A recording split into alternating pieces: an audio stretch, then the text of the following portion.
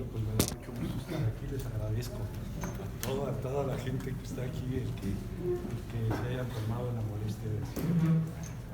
Déjenme, es muy poquito tiempo, está bien.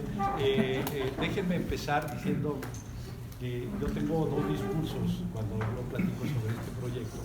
Un discurso que les voy a decir muy rápido, no es para ustedes, es el que yo uso con los fondos de inversión. En este momento yo realmente no me estoy reuniendo, cuando me queda tiempo, porque he sido dando clases, no me estoy reuniendo con empresarios, no me estoy reuniendo con banqueros. De hecho, pues, ¿para qué se reúnen unos si ya saben la película? Yo he visto la película tantas veces que ya sé qué es lo que me van a preguntar y qué es lo que me van a pedir. A mí lo que me interesa, por encargo de López Obrador, es sobre todo hablar con los fondos de inversión internacionales. Es decir, fondos que de un día o de un segundo al otro que pueden mover literalmente decenas de miles de millones de dólares y pueden hacer variar el tipo de cambio de manera muy complicada, si ese es el caso. Hay muchos, hay literalmente ya cientos de fondos de inversión internacionales que tienen dinero en México. México es visto como un país emergente muy importante para ellos, un país más estable, digamos, que Brasil y que Argentina.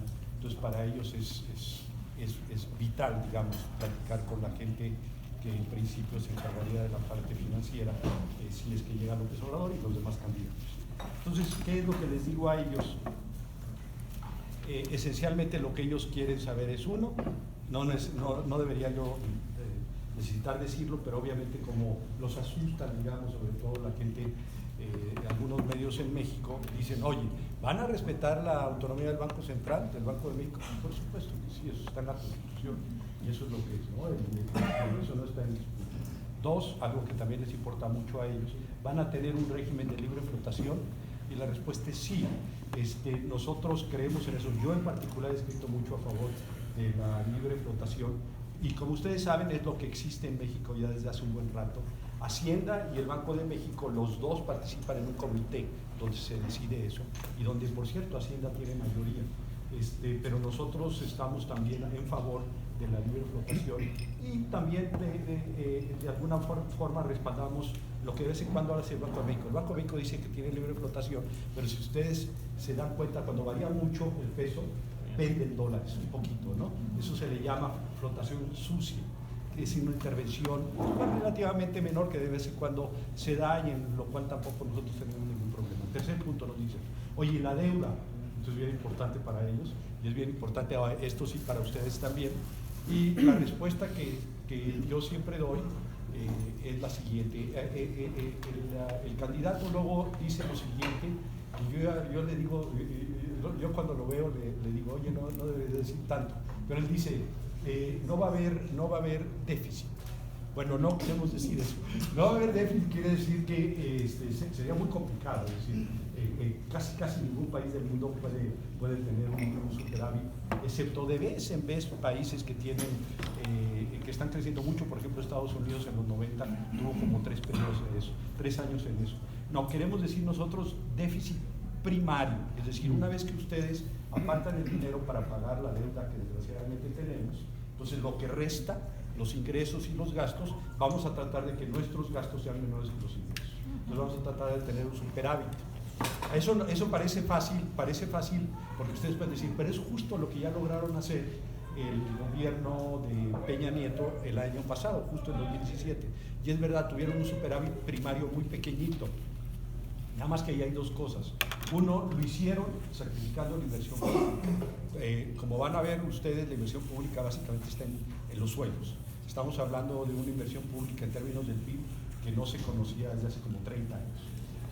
Pero también ellos tuvieron la fortuna de que como hubo mucha variación en el tipo de cambio, el Banco de México se revaluaron sus activos y ese extra se le pasó a la Secretaría de Hacienda. Me da mucha pena no verlos ustedes, pero escuchamos perfecto. Y eso puede fácilmente ayudar a una mejor posición financiera, obviamente, porque les llegaron literalmente, no me acuerdo cuánto, como 200.000 millones de pesos, una cosa así. Nosotros probablemente no tengamos eso. Primero, no queremos matar la inversión. Y segundo, probablemente no tengamos eso porque si todo sale bien, a fines de este año, aun cuando puede haber variaciones en el tipo de cambio menores, esperemos que a fines de este año tengamos unos 18 y fraccioncita pesos por dólar, mejores que en este momento. Eso es lo que esperamos nosotros. Pueden decir, somos demasiado optimistas. Creo que no, creo que sí se puede lograr. Pero si ese es el caso, obviamente el Banco de México no nos va a dar nada. Al contrario, va a decir, ahora pásame inmediatamente, que obviamente no le vamos a pasar. Pero ese es otro. Entonces, eso es lo que les interesa a ellos. Y luego dicen, ¿cuál es mi mayor riesgo económico? Y lo que yo pienso, y creo que todo el mundo piensa, es el Telecán. Si el Telecán no se pudiera negociar, pues sería un desastre absoluto para México, sería un desastre absoluto para Canadá y también sería un desastre absoluto para Estados Unidos, nada más que Estados Unidos más en el largo plazo. Sería ya el fin del imperio como lo conocemos, sería el aislacionismo extremo por parte de ellos y no creo que lo hagan. Pero la siguiente pregunta es, ¿y si va a haber cuándo? La verdad es que yo, no sé qué diga Graciela mañana, pero yo como estoy a cargo de la parte financiera, entre otras cosas, pues a mí sí me gustaría que ya se concluyera, la verdad, aquí entre nos. ¿Por qué? Pues porque entonces el ruido se me apaga antes de las elecciones presidenciales. ¿Qué va a hacer eso o no? No sabemos. Lo que se sabe es que Peña Nieto sí quiere, aparentemente Canadá ya está de acuerdo y Trump es el que, la gran mayoría de la gente de Estados Unidos también quiere, pero Trump es el que varía, digamos, en sus posturas de un día para otro. ¿Por qué? Pues porque yo quisiera que no hubiera tanto ruido en las elecciones, llegado el caso. Pero si no pasa eso, pues ya tenemos nosotros, Graciela ya tiene a un gran economista que se llama Jesús Seade, uno de los grandes economistas que ha dado México, y papá es ciertamente intelectual de todos los, desde Jaime Serra Puche hasta Guajardo, de todos los que se han encargado de comercio internacional. Entonces no nos preocupa eso. Yo nada más digo, bueno, si no hay mucho, si puedo aminorar el ruido extra, pues lo aminoro, y si no, bueno, no pasa nada tampoco. Y me dicen luego, ¿y cuál es el riesgo político? Y entonces yo digo algo que a ellos no les sorprende mucho, pero a todos los mexicanos que son típicamente banqueros, que los están acompañados, alzan las cejas, o alzaban, como que ahora ya les cayó más el 20. Les digo, el riesgo político es esencialmente que tú en junio abras el New York Times o el Washington o el Wall Street y te digan que el PRI puede ganar. Entonces, pues ese es tu riesgo, porque si el PRI gana, les explico, yo lo explico de una manera, a Andrés Manuel, que es más pintoresco, lo explica con tigres, pero yo simplemente digo, si el PRI en ese momento está a punto de ganar, pues simplemente va a haber un fraude electoral de una magnitud tan grande que el problema de ingobernabilidad va a ser enorme. No lo creo, yo creo que la probabilidad es básicamente cero, digo con todo respeto para mí, es probablemente cero, y básicamente en todo caso va a ser una lucha de dos, ¿no? de López Obrador y de Anaya, pero en absoluto creo que esa posibilidad se dé, pero lo que les digo a ellos es, si se da, pues entonces aguas, porque va a ser interesante. Y ya, básicamente eso es lo que ellos quieren. Lo que yo quiero hablar, sobre lo que yo quiero hablar con ustedes es más bien algo más, porque obviamente ellos pues sacan el dinero, meten el dinero y viven de eso. Y no tienen por qué preocuparse ni siquiera del país en sí mismo, ¿no? Ellos tienen que preocuparse de la posición financiera, de cuánto está pagando en sus bonos, de cuál es el riesgo, etcétera, etcétera, y eso es lo que es. Ese es su trabajo y qué bueno que lo hagan, ¿no? Pero nosotros como mexicanos obviamente tenemos que pues pensar un poquito más allá, pensar no en el muy corto plazo, sino en el corto plazo, mediano plazo y largo plazo. Y aquí es donde yo me temo que sí tengo que ser un poquito pesimista y decirles que en la trayectoria que estamos ahora, lo que podemos esperar en el mediano y largo plazo de la economía mexicana y por tanto de México es malo, es muy malo. Y déjenme tratar de explicar por qué. De entrada, como ustedes saben, en este siglo, en promedio hemos crecido en los 3 sexenios, hemos crecido en promedio en cada uno de los sexenios un poquito más de 2%, como 2.1-2% del PIB. Pero para empezar hay un problemita, el problemita es que nosotros, los mexicanos, todavía tenemos una tasa de crecimiento poblacional de 1.3%, más o menos en este momento. Entonces, estamos hablando ya que el PIB per cápita está creciendo muy poquito.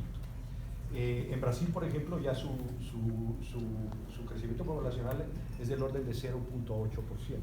Nosotros todavía tenemos un crecimiento poblacional de 1.3%. Segundo punto. La inversión pública que tenemos en este momento en México no es más allá de un 2% del PIB. Si ustedes quieren como país crecer alrededor del 5% del PIB, mínimo tienen que tener una inversión pública del orden del 5%, mínimo. Y aparte, nuestra inversión privada sí es mejor, pero no es lo suficientemente grande todavía, es del orden más o menos como el 19%. 19% más 2% es 21% del PIB. Nadie está creciendo con tasas arriba de 2% con esas inversiones. Entonces no tenemos por qué asustarnos, por qué decir, ¿y por qué está pasando lo que está pasando? Pues lo que está pasando es porque es obvio, porque simplemente no estamos invirtiendo, para empezar. No hay lo suficiente, sobre todo inversión pública, antes que privada, y la inversión pública que hay es una inversión de una calidad extraordinariamente baja. Vean ustedes lo que está sucediendo en este interurbano, realmente lamentable, penoso, que no se va a poder inaugurar en el sexenio. No es un proyecto, es que es una poca cosa en realidad en términos de megaproyectos para un país como nosotros. Recuerden, México como economía, en términos de poder de paridad de compra, el PIB de México es mayor ya que el de Italia. Entonces estamos hablando de un país que podría hacer mucho y que no está haciendo nada. La calidad es muy mala de la inversión, bueno, hasta el socavón, pues eso ya es hasta ridículo. Entonces tenemos que hablar de una mayor inversión pública bien dirigida y con una gran calidad, con una gran eficiencia y eficacia en la inversión pública.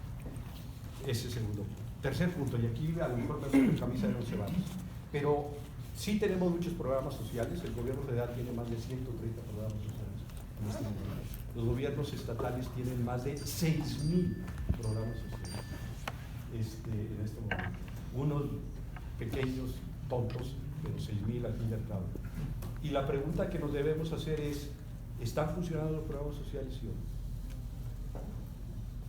Por ejemplo, un programa como, bueno, me voy a ir al extremo, fíjense. A mí no me queda claro cuál es la respuesta a eso, pero déjenme recordarles nuestro programa icónico social. Actualmente se llama Prospera, antiguamente se llamaba Oportunidades, y con seguido se le llamaba Progreso. No Pronasol, porque Salinas tenía un programa un poquito diferente a lo que resultó ser Progreso y luego Progreso. ¿Funciona o no funciona? Bueno, pues tenemos 50 millones de jóvenes, visto en términos multidimensionales, básicamente 10 millones de indigentes, literalmente, gente que no puede comprar ni siquiera una canasta básica para sobrevivir, 10 millones de personas, en un país que, les insisto, es muy grande en términos de... Entonces, ¿está funcionando o no? Hay que discutirlo. Prospera en particular, yo creo que tiene cosas buenas, para empezar, como siempre, ese programa no lo inventamos nosotros, lo inventó en realidad Brasil, en un programa que se llama Bolsa Familiar. Y en ese programa la idea siempre fue, y en nuestro programa la idea siempre ha sido, de que las mujeres controlen el dinero, lo cual es sabio. Es sabio porque las mujeres pues, son más cuidadosas que los hombres. Nada más que puede tener problemas, puede tener problemas familiares, inclusive, y se ha dado mucho en México, donde puede haber inclusive violencia familiar. Dos, está muy bien también que le digamos a la gente, bueno, los niños van a tener que ir a la escuela, y si no van a la escuela, entonces no vas a recibir este monto pequeño que les doy para la familia por parte de este niño en particular, y tiene que vacunarse. Bueno, pues si ustedes van a Chihuahua y ven a los tarahumaras que viven todavía, algunos de ellos en cuevas, y saben ustedes cómo es el clima tan dramático que puede haber ahí, pues yo creo que no está de más pensar que a lo mejor los niños no van a poder ir a la escuela, al menos en ciertos meses, y por tanto el Prospera, desde el punto de vista estricto, se debe suspender. Entonces, y ese es nuestro programa social por excelencia. Tenemos programas temporales de todo tipo, por ejemplo, de empleo temporal, y uno es la Secretaría de Comunicación y Transportes, otro Cedesol, otro Sagarna. ¿Por qué tenemos que tener tres? ¿Por qué no podemos tener una ventanilla única? Hay no mucha gente, pero varias gente que está en los tres programas, la gente no es tonta en todo caso. Entonces, traemos un desbarajuste en términos sociales. Pero la idea de López Obrador es que creo que él no ha sabido dar la visión integral al respecto, porque es una visión muy interesante. Es lo mismo que pasa con lo de la amnistía, ¿no? Que de alguna manera se ha no se ha sabido explicar bien. La idea de López Obrador, si ustedes hablan con él, y supongo que los voy a sorprender, y ahorita les voy a, por lo que sucedió en la Ciudad de México, es tener programas sociales que no sean asistencialistas, no asistencialistas. Él no cree programas, yo tampoco creo programas asistencialistas. Entonces ustedes pueden decir, bueno, pero hay un programa de la gente adulta de edad que inició López Obrador en la ciudad y ahora está en todo el país porque lo copiaron, en donde esencialmente es un programa asistencialista, se le da un pequeño monto al mes. Sí y no. En ese sentido sí es asistencialista, no en el sentido de que la idea original de él, y creo que es válida, era empoderar a los viejos en el hogar. Esa era la idea. No era nada más dar el dinero. Y creo que más o menos se logra haciendo eso. Pero todos los demás programas que él tiene en mente son programas de quid pro quo, son programas realmente donde la gente va a tener que dar algo a cambio. En particular, el programa más, por mucho ambicioso, es este programa para, a mí no me gusta decir ninis, mucha gente dice ninis, creo que es una injusticia tremenda, porque muchos de ellos para empezar están trabajando, están en el sector informal, y no es cierto que no trabajan, pero bueno. Entonces todos estos millones literalmente de jóvenes que no tienen un empleo formal y que no tienen la capacidad ya o no tienen la entrada al sistema educativo, la idea, que insisto, es el programa mayor y el más costoso de López, va a ser el más costoso, es a estos jóvenes que se inscriban y que se comprometan a tener un oficio, a aprender un oficio en un centro de trabajo, puede ser en una empresa pequeña, grande, intermedia, se está empezando a hablar con ellos en escuelas, etc. En pequeñas, inclusive microempresas.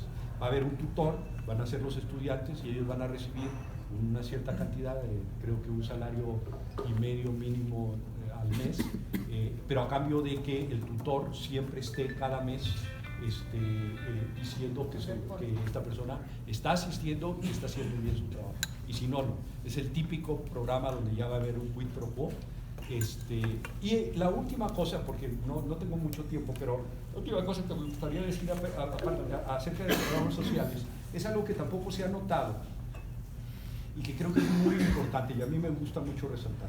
Quien es la posible secretaria de Desarrollo Social, María Luisa Albores, que es una persona de primera, tiene una maestría en particular sobre economía social. Economía social, como ustedes saben, es cooperativismo. Cuando uno dice cooperativismo, pues ustedes supongo que no les molesta en absoluto, la gente de los fondos de inversión dice, ay, no vaya a ser comunismo. Por supuesto que no, el cooperativismo es el capitalismo por excelencia. ¿Están de acuerdo? Nada más que acá tienen varios accionistas, los trabajadores, y luego en otros nada más uno, pregúntale. El cooperativismo en muchos países juega un papel muy importante en la economía social. En Alemania, por ejemplo, 2/3 partes de todo el financiamiento que se da a las empresas en Alemania es por uniones de crédito, por cooperativas. Y se da muy bien. En España se encuentra la gran cooperativa industrial más grande de todo el mundo, que es la de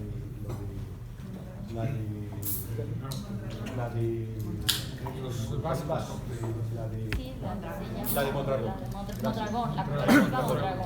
La de Mondragón es un pueblito chiquito en el País Vasco, y un día un cura, después de que se acaba la Segunda Guerra Mundial, esos curas que tienen apellidos vascos casi grandísimos, les dice a todo el mundo, ¿saben qué? Vengan para acá. Les tengo 3 alternativas. Una alternativa, muéranse de hambre. 2 alternativas, a lo mejor la mejor. La segunda alternativa es emigre. Y la tercera alternativa es emigre. Y así empezó. Y ahora es la industria en términos de ventas, la 6ª industria más grande de España. En España el sector de economía social da para más de 10% del PIB. En Alemania igual. En Estados Unidos hay una gran cooperativa agrícola, que es la mayor de todo el mundo, que está en Minneapolis. Nosotros no tenemos nada. Lo que tenemos, y yo espero que no haya nadie aquí, pero pues ni modo, si se ofenden, tenemos Boeing y Cruz Azul, que eso de cooperativa ya tiene lo que yo tengo de astronauta. Entonces va a haber un énfasis extraordinario en tratar de fomentar cooperativas a un nivel pequeño. porque si no se hace así, no van a salir de la pobreza, no es de darles el dinero a un tarahumara que vive en una cueva, no, eso no va a funcionar, no van a salir nunca de ahí. Bueno, ahí dejo lo de desarrollo social, creo que se ha perdido mucho eso, no se ha difundido tanto esta idea que prevalece dentro del gabinete y que también tiene López Obrador. Déjenme irme para atrás, no solamente es un asunto de inversión pública y de inversión privada, es un asunto también del sistema financiero. El sistema financiero que nosotros tenemos en México es muy malo. Alrededor de ahorita en este momento ya está un poco mejor, el 35% del PIB, los bancos le prestan a las empresas alrededor del 35% del PIB. En la gran mayoría de los países que se precian de ser desarrollados es más de 100%, es más de lo que vale el PIB. Entonces estamos muy atrasados. Yo estaba hablando con unos, bueno, lo puedo decir porque son de primerísima línea, estaba hablando hace rato con quienes crearon una calificadora que se llama HR Ratings, es una calificadora como Moody's y estas gringas, pero es mexicana. Es una calificadora del primer mundo, es una calificadora que ya está en el 6º lugar a nivel mundial. Es una calificadora extraordinaria de puros mexicanos. A mí me gusta mucho platicar con esa gente porque luego se le levanta uno el alma, ¿no? Bueno, ellos decían, cuando yo platicaba sobre el financiamiento, dicen, pues ¿qué nos dices a nosotros? Nosotros somos la secta del mundo y no nos prestan los bancos. Porque ellos en realidad todo su capital está en la mente, ¿no? Es como lo hacen, no tienen beneficios, no tienen cosas, entonces los banqueros pues nunca les prestan. A ese grado estamos llegando. Entonces es muy importante darle, obviamente, incentivar mejor a los bancos, pero también darle su lugar ya a esta nueva ley, el FinTech, este asunto de tener no solamente la banca tradicional, sino la banca tecnológica. Eso es muy importante y nosotros estamos muy a favor de eso. Pero también, de nueva cuenta, uniones de crédito. Sí. Mientras no hagamos todo eso, no vamos a salir del México Peros. No vamos a salir porque la gran mayoría de los países del mundo tienen mucho más inversión, tienen mucho más financiamiento. Bueno, pues ni que fuéramos supermercados. Así es. ¿Qué otro asunto tenemos que cuidar? El gasto. Pero antes de eso, déjenme decirlo de una vez, porque López Obrador lo dice, yo también lo creo y a lo mejor ustedes están cansados. La corrupción nos cuesta mucho dinero. ¿Cuánto nos cuesta? Ahí depende de cada uno y de qué organismo consulte. Pero la corrupción en México es tan grande y que simplemente pues ya es un cáncer que no está dejando crecer ni a la economía en su conjunto, ni a las economías estatales, ni a las economías municipales. Muchos de las autoridades participan en esa corrupción y es un problema gravísimo que de una manera u otra tenemos que tratar de resolver, o al menos parcialmente. ¿Qué se va a hacer en el caso del gobierno federal? La corrupción mayor en el caso del gobierno federal se da en las compras de bienes y servicios y en las licitaciones.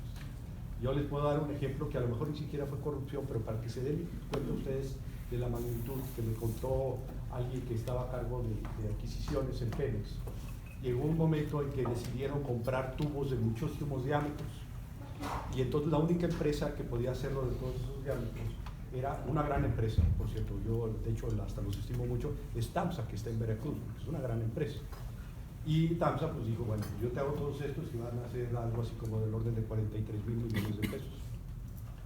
Y entonces esta persona que había estado en la Comisión Federal de Competencia y es muy inteligente, y esa parte muy honesto, dice, a ver, espera, ¿por qué no licitamos diferentes tubos de diferentes diámetros? De tal manera que a lo mejor en los muy altos pues nada más TAMSA participe, pero en muchos otros puedan participar muchos otros. Eso fue lo que se hizo. Y se acabó ahorrando de 43,000 pesos, lo bajaron a 31, ojalá fuera eso, de 43,000 millones de pesos, lo bajaron a 31,000 millones de pesos. Eso es cotidiano, ¿no? Pero aparte probablemente no había maldad ahí, a lo mejor no. Pero donde sí hay maldad es en la gran mayoría de las compras normales. No es una exageración decir, porque ahora ya dice que ya no es el 10%, ya no es el 20%, ya está llegando al 30-40%.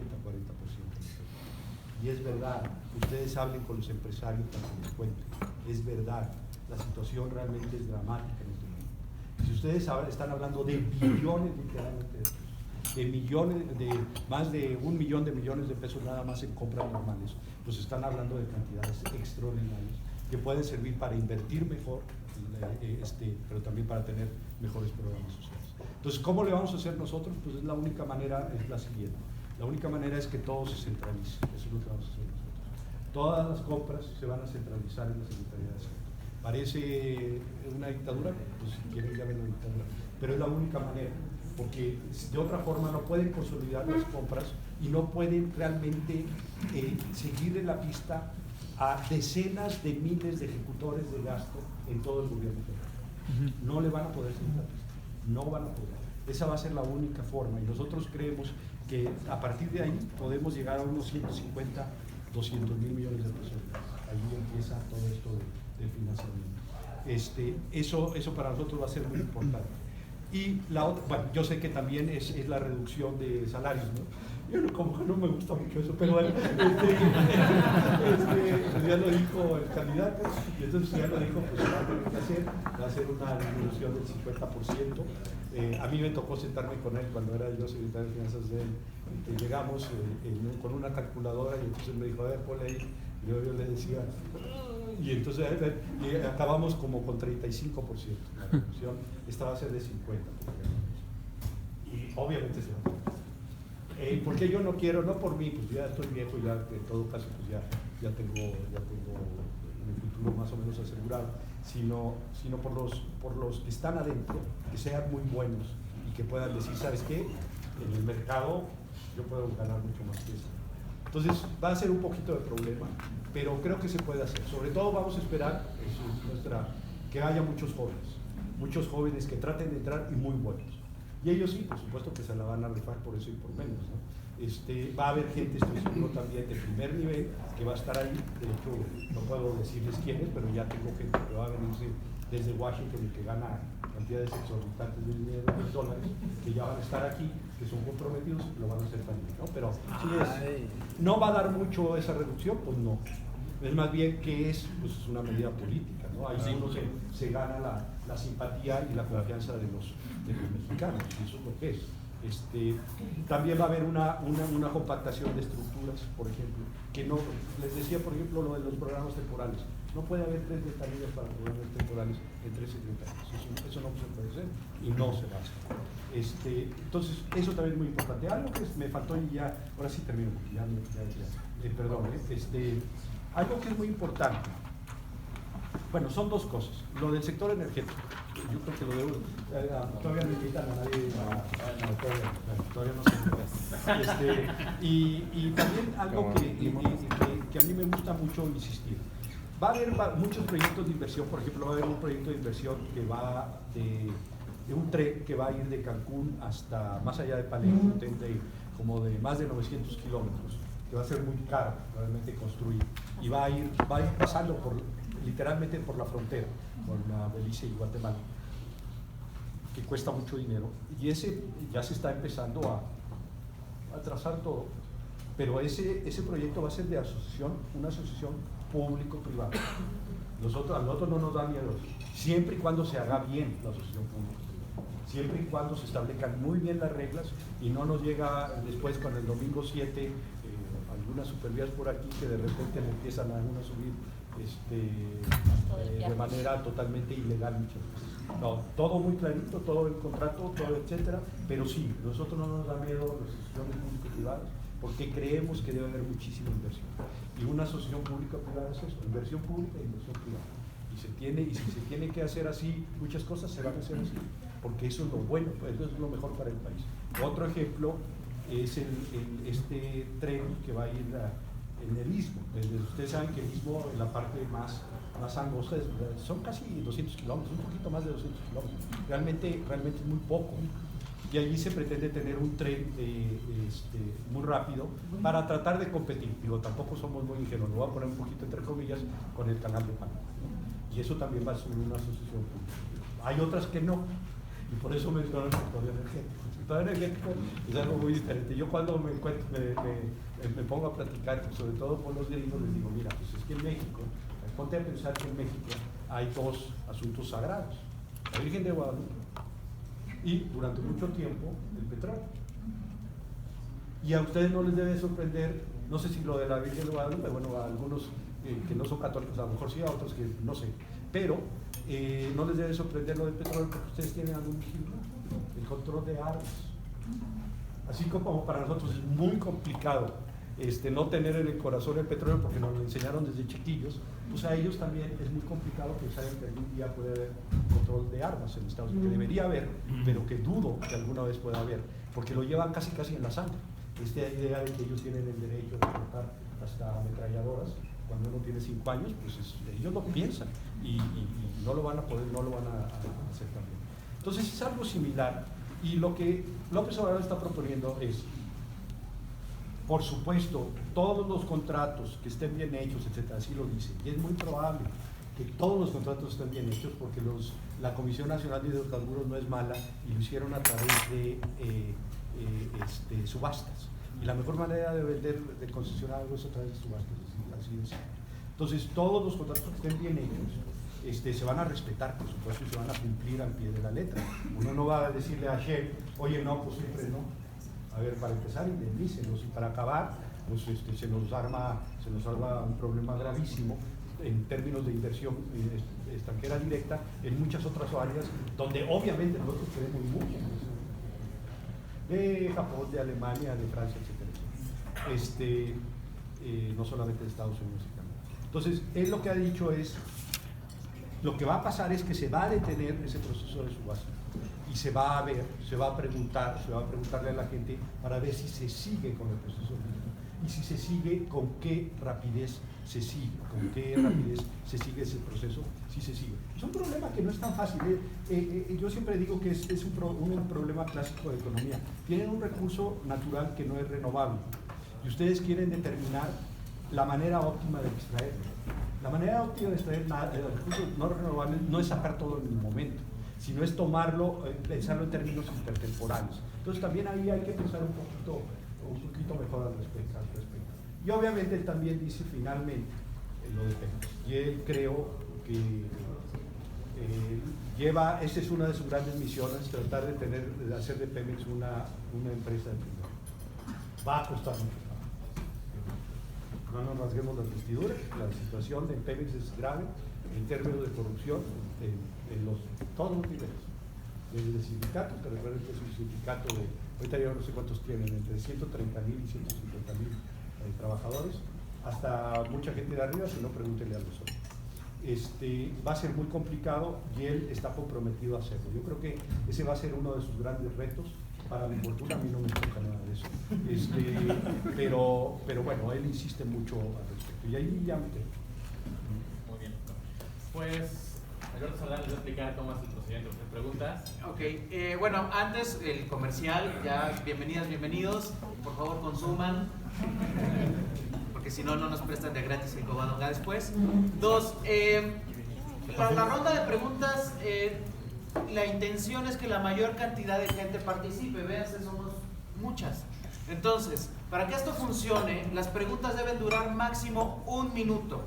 Si más que una pregunta traen un comentario, o más que una pregunta traen una ponencia o una conferencia magistral, son bienvenidas las conferencias magistrales, las ponencias, pero 1 minuto.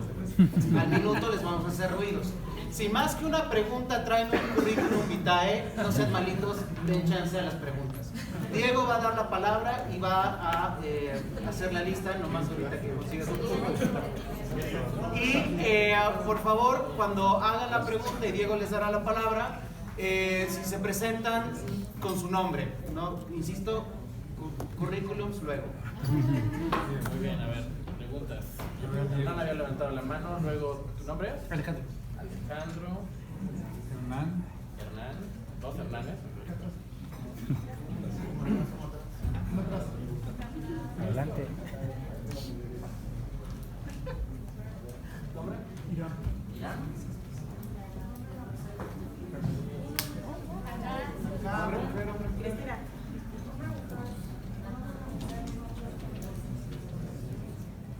Bueno, tomamos las 5 y después las va a contestar el doctor y hacemos otra ronda y así. Y entre más breves sean, más gente participa, así que, por favor. Hernán. Buenas noches. Yo quisiera saber, en mi interpretación, ¿Cuál es el margen de maniobra que tiene México en el contexto internacional para instrumentar una política económica distinta a la que hemos tenido en los últimos 30 años? Es decir, hay una intención de promover una política económica, no sé si ustedes la llaman heterodoxa, pero quizás con algunos elementos de heterodoxia, pero también hay una realidad donde los mercados internacionales tienen una suerte de poder de veto. En Brasil, cuando ganó Lula, tenía un planteamiento de cambiar la política económica, y la política económica en sus 2 primeros años de gobierno no solo fue más, no solo logró hacerla, no solo no fracasó en hacerla heterodoxa, sino que tuvo que ser más ortodoxa para conquistar, digamos, las credenciales de la credibilidad de los mercados financieros internacionales. No podría pasar lo mismo en México, digamos. ¿Está bien? Alejandro. Sí, buenas noches, Alejandro Rosas. A mí me interesa saber, las propuestas son muy interesantes. Yo realmente no pensaba que pudieran llegar a ser tan interesantes las propuestas en sustancia, en materia de inversión y en materia de gasto. Me preocupa mucho saber si ustedes tienen dimensionado el problema que implican las estructuras en el gobierno federal. O sea, las estructuras pueden ser la selva vietnamita para los tanques gringos, ahí se pueden atascar un montón de cosas. Y son muy grandes, muy complejas, tienen vida propia, y una vez que se nombra alguien del nuevo gobierno, ese pasa a ser parte del status quo en automático. Me ha tocado verlo en 4 administraciones. Y se convierten después en obstáculos para aterrizar los propios programas y proyectos. Una cosa que yo he visto la única cosa que yo vi que funcionaba fue en una secretaría en la que el nuevo gobierno decidió no nombrar a nadie en ciertas áreas y tener encargados de despacho de la vieja administración y tomar un tiempo, un par de meses en reflexionar. Perdón. Ya. Perdón. Sí, a mí lo que me interesa muchísimo es... ¿Perdón? Hernán Garet. Lo que me interesa muchísimo es el tema de esta clase, este grupo de jóvenes urbanos con mucho entusiasmo que quieren crear empresas, que quizás se están inclinando hacia otros grupos de la política, otras orientaciones políticas, porque sienten que son modernos, que son tecnológicos, etc. A ese grupo, ¿cómo se les estaría ayudando para que creen empresas? Porque el tema cooperativo está ahí, pero como que no se sienten identificados con eso. En cambio, con lo que es tecnología, modernismo, incluso acumulación de capital, vamos a decir, necesitan sentir que alguien los apoya. Y creo que no solo es recurso económico, es asesoría. Yo he trabajado toda la vida como consultor y siento que alguien que quiere crear una empresa, su gran problema es saber cómo. Tiempo. Y ahora sigue Irán. Gracias. Bueno, la pregunta todo muy interesante, pero algo que no me quedó muy claro es qué piensa el gobierno probable de Andrés Manuel hacer para mejorar la informalidad, es decir, terminar con ella, porque el 40% de la economía es informal, es la menos improductiva. Entonces creo que hay mucha oportunidad también para ampliar la base gravable y mejorar los ingresos del gobierno. ¿Cristina? Yo soy Cristina Fuentes, estudié física y a mí me gustaría saber cuáles son las propuestas para los estudiantes de posgrado, porque la mayoría de mis compañeros no tienen trabajo. Me parece un desperdicio que los estudiantes de ciencias no estén contemplados en ningún lado de ninguno de los candidatos. Muy bien, ya son todas tus de esta ronda, cuando usted quiera contestarlas. Bueno, déjeme nada más preguntarle algo a Brasil. En el caso de, no para que sí, voy a hablar de informalidad, si ella va a hablar la siguiente sesión, pero sí me gustaría también lo de tecnología. Es que ella tiene ¿podrías hablar tantito? Sí. Bueno, entonces déjenme a mí 3 y a ella 2, ya me perdieron a ella. Política económica, Hernán, el margen, tienes toda la razón. Y de hecho, hemos estudiado un poquito lo de Lula. En efecto, Lula se atrevió demasiado, creo que fue, con todo respeto para Lula, un poquito bocón al inicio, porque hablaba de, por ejemplo, repudiar parte de la deuda, hablaba de una serie de cosas que simplemente son absurdas desde mi punto de vista y que nosotros jamás diríamos. Y eso lo llevó, como tú bien dices, a irse al otro extremo para poder asegurarlo, a tal grado que el Banco Central puso un empresario. A ese grado llegó. No, nosotros no cometeríamos ese error, obviamente, porque simplemente nosotros estamos más, digamos, al centro que Lula, ¿no? Pero también, cuando yo le digo a la gente, es que nuestro programa, lo más triste de todo es que nuestro programa no es totalmente heterodoxo, ni siquiera. Es un programa racional. Es decir, si ustedes no tienen inversión pública, pues entonces ¿qué van a hacer? Si no tienen inversión privada, entonces ¿qué van a hacer? Si su política social es nada más dar dinero, tirar dinero a la gente, pues entonces ¿qué van a hacer? Lo que nosotros tratamos de tener es un programa, si quieren ustedes, heterodoxo, pero visto históricamente, porque no se ha hecho en México desde hace mucho tiempo eso. Pero en términos, digamos, conceptuales, yo no diría que ni siquiera que es heterodoxo. Y te puedo decir que los inversionistas, la gran mayoría, están muy tranquilos con eso. Alejandro, estructura del gobierno, bueno, esa es una pregunta muy interesante, muy complicada en efecto. Las estructuras del gobierno nosotros creemos que se tienen que compactar, obviamente con mucho cuidado, no podemos hacerlo tan fácilmente, pero es verdad que hay un status quo que puede ser muy peligroso. Y creo que parcialmente eso se va a resolver con esta idea de centralizar todas las compras y las licitaciones. Porque ahora en las secretarías, en realidad, la gente de las secretarías que van a tener la sustancia del trabajo son gente que va a estar en política. Mientras que la gente de administración básicamente va a haber muy poca, de hecho, porque todo se va a hacer a través de la Oficialía Mayor de Hacienda, ¿sí me explico? Entonces, eso es muy importante porque le sucedió a Peña Nieto, de hecho, si ustedes lo recuerdan. El primer año con Peña Nieto se pasmó la economía, porque no supieron gastar. Cuando llega un nuevo gobierno, luego no sabe gastar, se pasma. Y esa es otra ventaja que nos vamos a tener nosotros a centralizar todo. ¿Sí? Hernán, ya es mejor que Irán, informalidad, ese es un buen punto, y es el punto clásico. En efecto, la base tributaria en México todavía es muy reducida, hay mucha evasión fiscal aparte en el caso del sector formal y mucha elusión fiscal. Vamos a tener que trabajar en las tres cosas. La verdad, hay propuestas muy interesantes, por ejemplo de Santiago Levy, que dice que para disminuir la informalidad hay que abaratar los costos, es decir, que no hay que cobrarle seguridad social. Yo no estoy de acuerdo en eso, pero se pueden explorar otras medidas. Mi apuesta sobre todo, miren, la gran mayoría de la gente que está en el sector informal tiene changarritos que es muy difícil realmente atraerlos a Hacienda. ¿Por qué? Porque hacen tortas en la noche, venden chicles, etcétera, etcétera. Es muy difícil.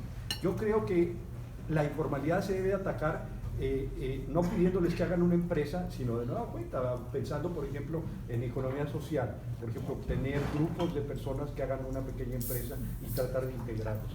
Yo dudo que uno pueda hacer algo en el caso de realmente de la gente que está trabajando para sobrevivir, literalmente. Graciela, Hernán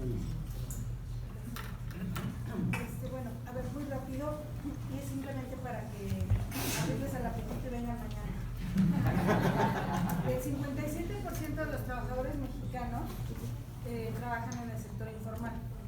Entonces yo quiero que ese sea uno de los retos de la Secretaría de Economía, porque la Secretaría de Economía tiende a pendularmente pesa mucho el TLC. Entonces, y hay muchas otras cosas importantes en la economía, pero mañana hablo más de este programa. Les adelanto nada más, es los que ya tienen un pequeño, que venden tacos en la calle y que no saben que están en el sector informal, es decir, no se reconocen a sí mismos como informales, y les vamos a dar cursos en el que al final del curso, a través del INADEM, el Instituto Nacional del Emprendedor, puedan tener su RFC, su CUR, hayan visto una declaración de impuestos, hayan visto una hoja de balance y sepan que, por ejemplo, si declaran impuestos pueden recibir impuestos, pueden recibir, que el SAT les puede regresar impuestos como no los regresa a muchos de los que hacemos declaraciones, porque terminamos pagando más impuestos. Entonces ese es un programa que estamos armando para el INADEM, para aquellos que ya son empresarios, que ya son emprendedores. Pero hay otros, que son a los que te referías, que son estos jóvenes que quieren, probablemente es un sector urbano, con preparatoria o más, que quiere emprender, pero ellos todavía no están en la calle vendiendo tacos. Tenemos también, tenemos que partir del reconocimiento de las desigualdades de la sociedad mexicana y de la economía mexicana, no solamente de ingresos, sino regionales. Entonces, a este grupo de jóvenes urbanos ya están, digamos, puestas en el INADEM también las incubadoras, las aceleradoras, pero me parece que ofrecen poquito a muchos. Creo que tenemos que premiar y hacer que estos jóvenes urbanos concursen por esos fondos y que se les dé seguimiento. Porque una cosa es poner la incubadora y pues ahí a ver qué pasa, ¿no? Uno no pone un bebé en la incubadora y se va. A los bebés a las incubadoras son a los que más monitorean, ¿no? Entonces, el INADEM va a cambiar completamente. El INADEM además porque ocupa casi el 40% del presupuesto de la Secretaría y hemos oído muy poco de los resultados del INADEM. Y respecto a lo del posgrado, nosotros tenemos un programa de innovación donde vamos a tener el Centro de Innovación. Queremos aprovechar la red de universidades públicas y la vieja idea, la vieja noción de conectar la industria con la academia ha tropezado una y otra vez, pero no debemos dejar de intentarlo. Entonces, hay ya estudios claros de cosas que sí funcionan y cosas que no funcionan. Entonces, creo que tenemos que hacer lo que ahora en la literatura se llama ecosistemas, ¿no? Ecosistemas donde participan grupos interdisciplinarios, donde no están los físicos y solo los físicos. Para mí, que he estado leyendo ahora muchísimo la importancia que en los grupos de físicos haya lingüistas y que haya sociólogos y que haya grupos realmente interdisciplinarios para que logren conectar y resolver problemas. Estamos planteando programas de becas a los que ya han hecho posgrado, una suerte de un postdoctorado, pero que este postdoctorado se vaya dirigido a estos grupos interdisciplinarios, porque creo que ahí está parte de la clave de esta condición. Yo estoy de acuerdo, porque creo que la ciencia se ve como un gasto y el no debería haber sido alta o pero mañana expando en eso. Gracias. Diego, muy bien. Bien, sigue la siguiente ronda de preguntas, ya están asignadas.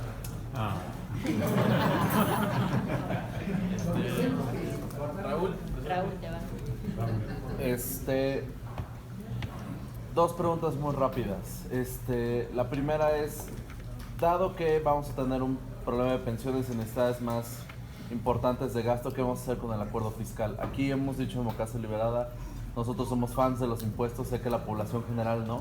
Entonces, ¿cómo le van a hacer para convencer a la población general de que algunos de esos impuestos que no le va a tocar a la población general, sino a las grandes fortunas, tienen que subir? Y ya, en realidad esa es la única. Gracias. Eduardo García, del periódico Sentido Común y de la agencia Crucero. El doctor tres asuntos. Moody's ya advirtió que podría degradar a México si se frenan o se invierten las reformas. Le preocupa por el posible impacto en el gasto, aumentar el costo de la deuda. Dos, precios de gasolina. ¿No le preocupa que al intervenir en ese precio se destruya la naciente industria de almacenamiento, transporte y distribución de petrolíferos? Y tres, ya nos dio una probadita de que Andrés Manuel no es fácil de convencer. ¿No le podrá pasar a Andrés Manuel una especie de lo que le ha pasado a Trump con el TPP, de arrepentirse de recortar los salarios y generar una fuga de capital humano dentro de las instituciones? Gracias. Paloma. Buenas noches. Doctor, dos preguntas sobre inversión pública y privada. ¿Qué se espera con respecto a zonas económicas especiales, que es un proyecto que están echando a andar pero que realmente no ha arrancado? Y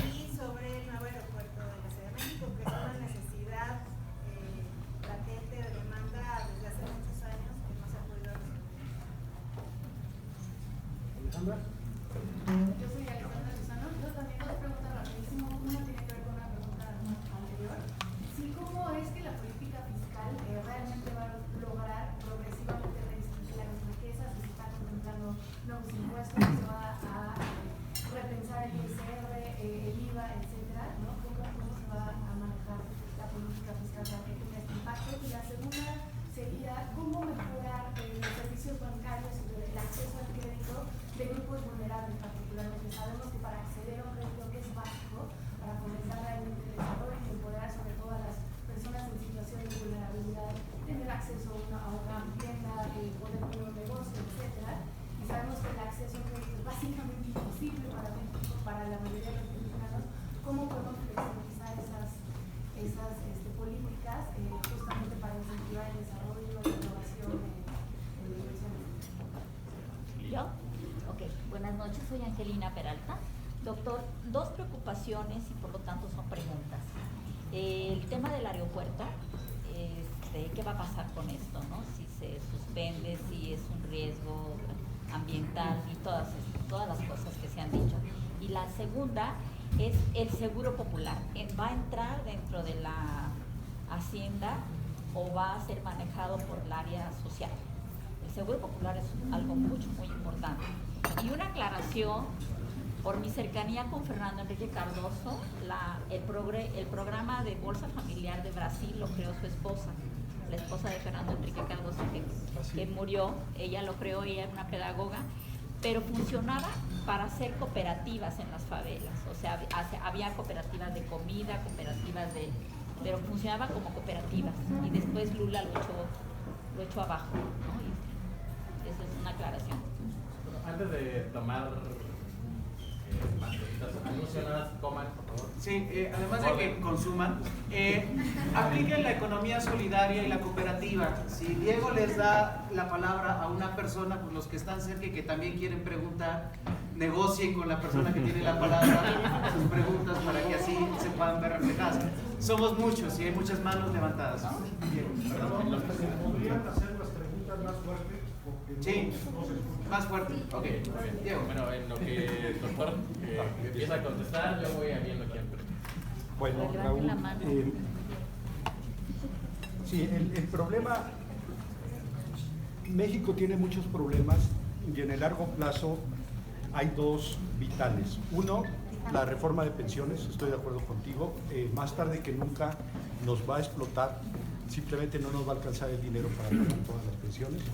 Y dos, el problema de la ley de coordinación fiscal, que está muy mal, yo he escrito mucho al respecto, y que está causando distorsiones gravísimas en los estados y municipios. Ambos problemas son problemas realmente complicadísimos. En términos políticos, por ejemplo, andar convocando a convenciones nacionales hacendarias es básicamente abrir la caja de Pandora.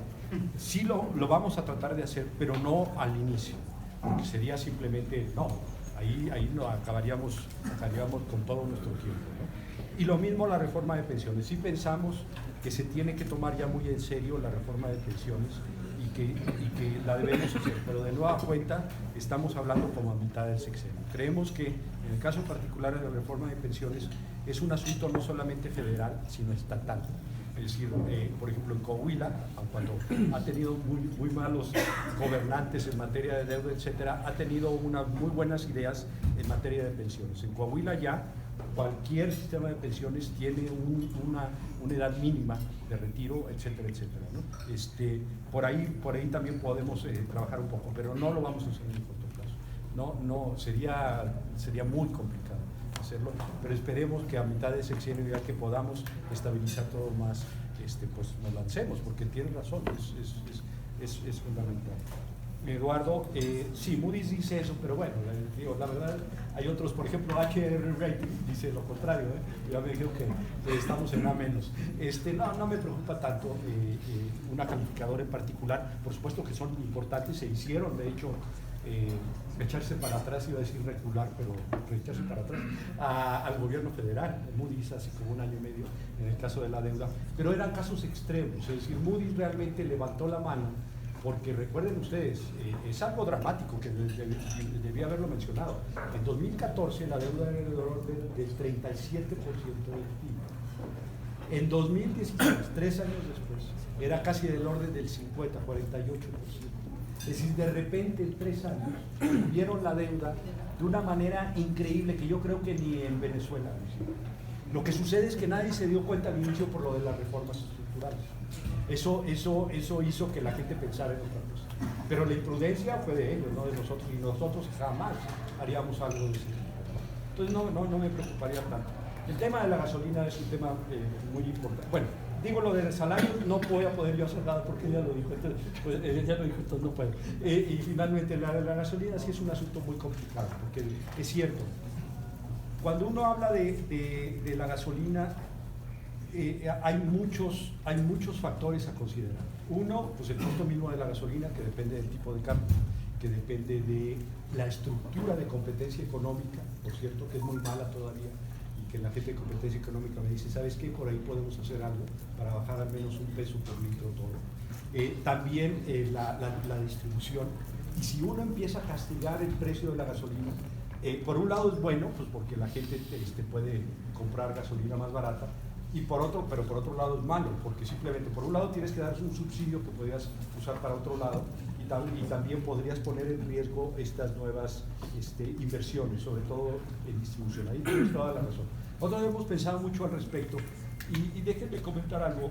Cuando López Obrador dijo que se va a congelar los precios de gasolina, él lo había dicho, digamos, de manera más precisa en el norte, unos días antes. Él dijo, vamos a tratar de que el precio de la gasolina vaya con la inflación. Es decir, él estaba hablando de congelar en términos reales, no nominales. Pero sí estoy consciente, es un problema muy complicado, donde se debe tomar en cuenta muchos factores, e inclusive se debe invitar a gente a organismos como la PROFESE a que ayuden para poner orden. Paloma, las zonas, lo del nuevo aeropuerto lo preguntaron los dos, entonces ahí las dos. Las zonas económicas especiales es una muy buena pregunta, porque todavía hay mucha gente que no sabe de qué se trata eso. El Banco Mundial ya tiene décadas tratando de impulsar en muchos países, en las zonas deprimidas de esos países, tener zonas económicas especiales. Y ya tenemos nosotros una autoridad, se llama la Autoridad de Zonas Económicas Especiales, que se encarga, ahorita les voy a decir de qué, pero básicamente está dedicada a los 10 estados más pobres. Y la idea es la siguiente: con la autorización de varias secretarías, incluida Hacienda, una empresa, sea mexicana o extranjera, puede decir, yo voy a poner una distribución, digamos, voy a ponerme cerquita del puerto y voy a tener un sistema de distribución transparente. Y entonces, pero pues no me da, no hay vías de comunicación, la gente pues simplemente que vive por la zona probablemente todavía no está lo suficientemente entrenada, necesita una ayuda fiscal. Ese es al final del día lo que es una zona económica especial. Y una zona económica especial sí puede dar dos ayudas. Puede dar ayuda en términos del IVA, puede dar sobre todo en insumos, bajar el IVA a cero, pero está totalmente regulado, porque si no luego la gente le mete uno el golpe. Y también puede bajar el ISR de la empresa, pero tiene que ser totalmente teledirigido para esa zona económica especial. Es riesgoso, ella me decía la gente del SAT, ¿sabes qué? A nosotros no nos gusta, porque lo que puede suceder es que hay empresas que están afuera y que compren insumos para adentro a través de la zona económica especial, y entonces podemos tener una erosión de nuestra base tributaria. Es un problema un poquito complicado, como también por cierto lo es, porque ella lo prometió, es regresar a lo que teníamos antes del 2014, que es esta zona en la frontera del IVA en lugar de 16%, 8%. ¿Se puede hacer? Sí. La Suprema Corte ya dijo que sí se puede. Es un problema muy interesante, porque hubo mucha gente que no vivía en la frontera, digamos en Tijuana, que dijo, ¿por qué? ¿Por qué ellos pagan menos IVA que nosotros?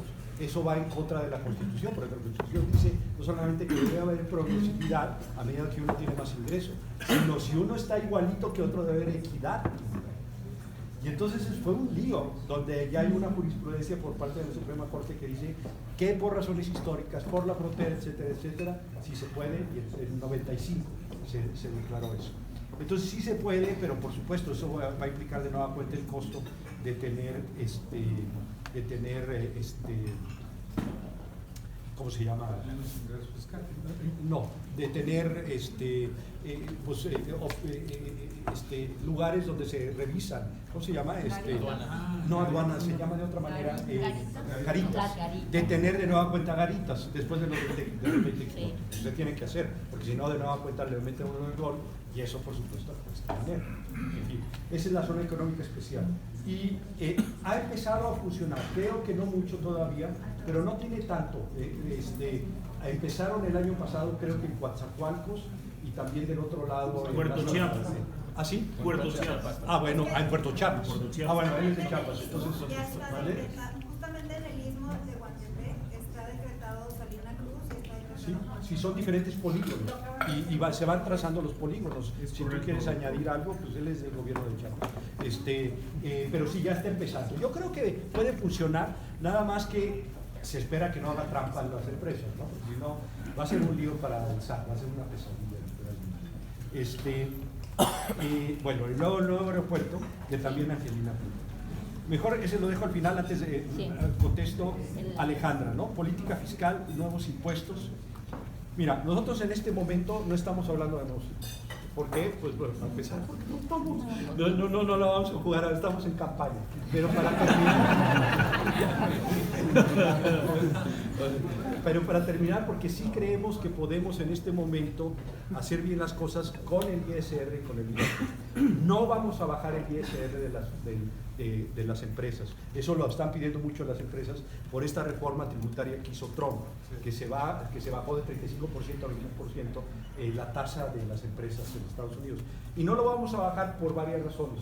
Tampoco el gobierno, son las mismas razones del gobierno. Primero, porque en Estados Unidos hay impuestos sobre la renta estatales. Si ustedes están, por ejemplo, en California, es 9%. 9% más 21% ya no es con 30%.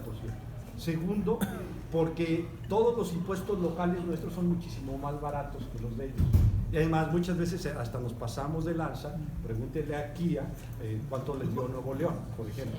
Es decir, eso no se los van a dar en ningún estado de la y la tasa efectiva es muchísimo más baja que en México. Pero algo que también hay que recordar, porque nos debemos sentir orgullosos. En las empresas gringas, cuando vienen a México, pues no vienen a producir cosas donde nosotros no somos muy productivos. Vienen a producir coches y vienen a producir, no sé, cosas donde somos extraordinariamente productivos, más productivos inclusive, con todo respeto, que en Estados Unidos, con un salario muchísimo menor.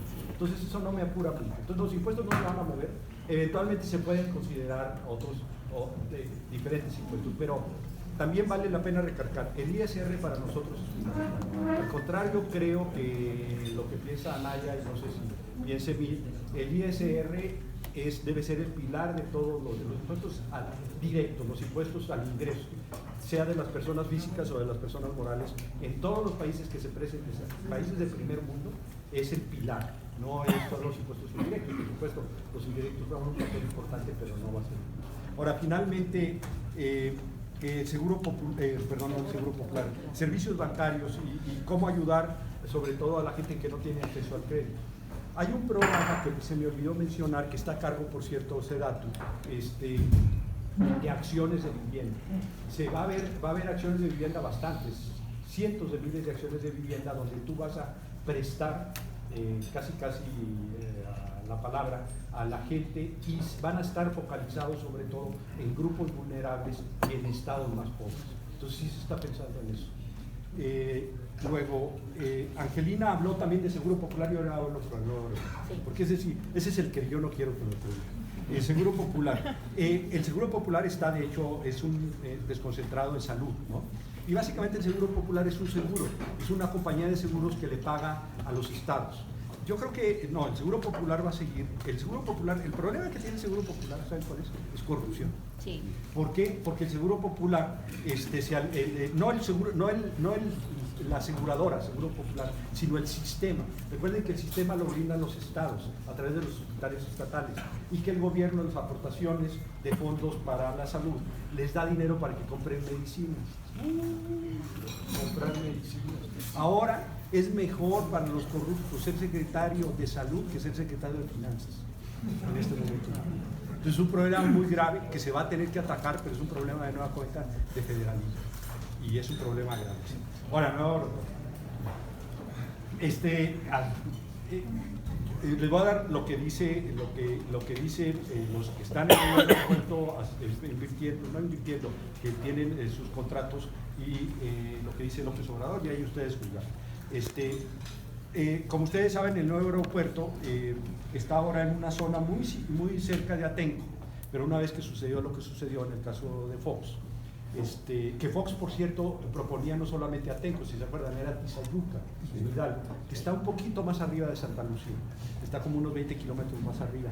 Nosotros, cuando estábamos en el gobierno, no yo, porque no estaba a cargo de nada de eso, pero López Obrador mismo y la gente de comunicaciones siempre estuvo a favor de Tizayuca desde entonces. Fox al final decidió Atenco y se equivocó, y ya sabemos todo lo que pasó, las desgracias que pasaron, etcétera, etcétera. Calderón al final no hizo ya nada.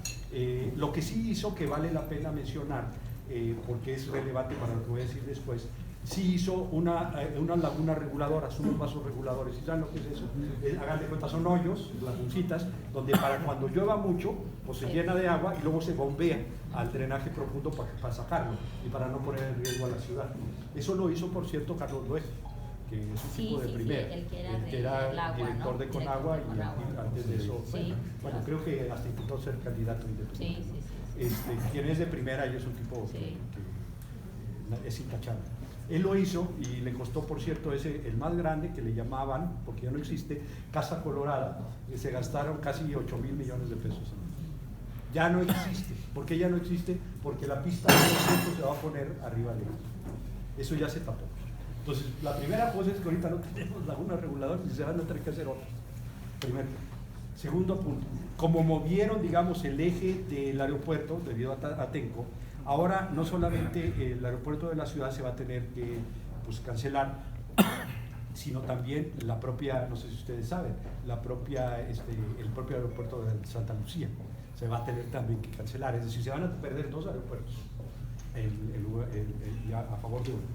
Tercera cosa, sabemos que hay asuntos ambientales donde yo no sé, bueno, uno ya lo acabo de decir, pero yo no soy experto para nada para decirles qué se pone en riesgo en el caso de la flora y la fauna. Hay gente que dice que sí, que es algo muy importante, pues yo la verdad confieso mi ignorancia. Siguiente punto. Yo no niego, por cierto, que el proyecto es una fregonería, es una belleza a mi juicio, arquitectónicamente hablando, me parece que es una belleza, y ciertamente si se hiciera, sí podría ser un hub, ¿no?, que sería de muchos que vienen nada más a México a quedarse allí y agarrar el mismo otro avión hacia, no sé, y eso es más difícil en la propuesta hecha por López Obrador. Eso no lo vi. Ahora, hay algo que la gente que está haciendo el nuevo aeropuerto dice mal. Bueno, hay 2 cosas que dicen. Una cosa, ellos dicen, es que yo estoy invirtiendo ya ahí. Bueno, ellos no están invirtiendo. Cuando uno invierte es cuando uno participa del riesgo. Eso es invertir. Por ejemplo, cuando uno está en una asociación público-privada, o si por ejemplo Slim tuviera la concesión del aeropuerto, por supuesto que lo estarían invirtiendo. Pero no son inversionistas, son contratistas que ganaron ciertos contratos del grupo aeroportuario. Eso es muy importante, porque el riesgo no es de ellos, ojalá fuera de ellos, el riesgo es de todos nosotros, de todo el gobierno si algo sale mal. Segundo punto, ellos dicen, es que ya está erogado no sé cuánto. Bueno, para empezar, no está erogado no sé cuánto, puede estar comprometido, pero no erogado, no ejercido. De hecho, van muy atrasados. Todos los megaproyectos en todo el mundo, hay un librito que me iba a traer, que se me escapa el nombre del autor, pero es muy bueno. Dice que todos los megaproyectos, más del 50%, 60% de todos los megaproyectos en todo el mundo, de este tipo de aeropuertos, megaproyectos de petróleo, etcétera, etcétera, son fracasos al final del día. En el mundo, déjenme darles un ejemplo. No es un fracaso, pero es algo muy interesante. El aeropuerto de Berlín, dicen que ya se va ahora sí a inaugurar en el 2020. ¿Saben ustedes cuántos años se inaugura en el 2020? Se demoraron en abrirlo. Sí. 9 años. Ellos estaban prometiendo que se iba a inaugurar en 2011. Y ellos son alemanes, nosotros somos mexicanos. Entonces, para que se den unidad, megaproyectos son megaproyectos. Y son puras mentiras de que ya tienen comprometido mucho. Y hay otra cosa. Ellos dicen, no, pero ya se gastó y el gobierno, ¿qué va a hacer si es que esto se echa para atrás? Pues no va a pasar nada. estos 6,000 millones de dólares que ellos tienen en bonos, que se emitieron bonos y que mucha gente tiene, incluidos extranjeros también, es una bursatilización de las tarifas únicas del aeropuerto. Es decir, son los ingresos que se van teniendo a lo largo del tiempo y que ya están previstos para pagar los bonos. Eso ya está contado, pues. Es más, no sé si se han fijado que ha subido mucho la TUA. Sí. Precisamente lo hicieron por eso, para tener un colchón más grandote. Porque como tuvieron un colchón tan grande, no solamente ya se atrevieron a bursatilizar 6,000 millones de dólares, sino hicieron esto de la fibra E, que sacaron como 30,000 millones de pesos a través de la bolsa, que compró mucho, por cierto, el libro, a través de su forma. ¿Por qué? Pues porque tienen las TUAs. Eso no es problema, las TUAs pueden ser extraordinariamente generosas en todo el mundo, en México. Bueno, eso en el lado de... bueno, y la otra cosa. Dice Jiménez Espriu, quien espero que algún día lo invite, porque realmente es... ya vino. Bueno, entonces ¿para qué me andan preguntando? Muchas cosas. Hay un problema grave, que es el problema que yo creo que el ingeniero Edwin, que es un tipo muy inteligente, lo dijo mal. Dijo el otro día, es que pues de qué se apura si el Valle de México todos nos estamos hundiendo. Pues sí, pero si todos nos hundiéramos al mismo ritmo, pues no pasa nada. Pues quien lo nota, acabamos siendo playas si quieren. Pero ese no es el caso, es diferencial. Entonces cuando uno va a Texcoco, pues en la carretera uno ya ve cómo va uno en la montaña rusa. Esto es diferencial. Entonces esas pistas van a necesitar un mantenimiento. Él dice que de 3 años, no sé cuánto necesita. No recuerdo, pero imagínense el costo. Y ese es el problema, lo que también a uno lo hace revés. Ellos, no es costo para ellos, es costo para la nación. Porque ellos no son los inversionistas, la nación es la inversionista. Si no quieren concesión, dijo que se la dieran. Pues sí, si él la quiere, pues órale, yo digo que esa es la mejor solución para todo. Y si él piensa que eso está todo administrable, él es tan rico que sí. Tengo de cambio, pero que se subasta. Pero que se subasta. Hay otra cosa que sí quiero mencionar también, que creo que no es, la gente no se da cuenta tanto y que me parece que es muy lamentable en términos, yo no diré, bueno, en términos éticos incluso. Lo que va a pasar con los alrededores una vez que el aeropuerto, obviamente todos los terrenos ya están comprados. Sí. Cuando ustedes ven, por ejemplo, dónde está el aeropuerto, pues hay un municipio que está abajo, que es el que controla, se me escapa el nombre, empieza con I, entonces a lo mejor se acuerdan, que es el que controla Antorcha Campesina. A ver, ¿ustedes qué piensan que va a ser Antorcha Campesina? Es un grupo de choque paramilitar en la sierra, que matan gente. ¿Qué van a hacer? Entonces, eso también es una carga ética que creo que todo el mundo debería considerar. Pero bueno, ahora el otro. Hay gente que dice, López Obrador y Jiménez Espriu dicen, si se puede, Santa Lucía, hacen otras 2 pistas, se construye un edificio nuevo y se deja el aeropuerto actual. Santa Lucía para la parte de vuelos internacionales y el aeropuerto actual para vuelos nacionales. Habría una vía confinada para llegar de una cosa a otra. Se habla también de trenes rápidos, etc. Ellos dicen, y no tengo por qué dudarlo, porque Jiménez sabe mucho de eso, que es muchísimo más barato y que obviamente ahí pues es totalmente plano y nunca se va a hundir nada. Esa es la propuesta de ellos. Hay gente que dice, entre ellos quienes están haciendo el nuevo aeropuerto, pero para ser justo, hay gente que dice en Estados Unidos, más o menos conocedora, los de Mitre en particular le llaman a esta gran empresa de consultora de todo el sistema aéreo norteamericano, que hay que tener mucho cuidado porque se demoraría mucho, porque no podrían entrar al mismo tiempo, entonces habría mucha demora, habría mucho costo de los aviones dando vuelta. Eso yo no lo sé. Lo que dice Jiménez Espriu es que no es correcto, que es fácilmente viable. Es el proyecto de ellos, el otro proyecto es el otro proyecto, y a mí no me pregunten porque yo no sé. Ustedes decidan, pero es lo que yo sé.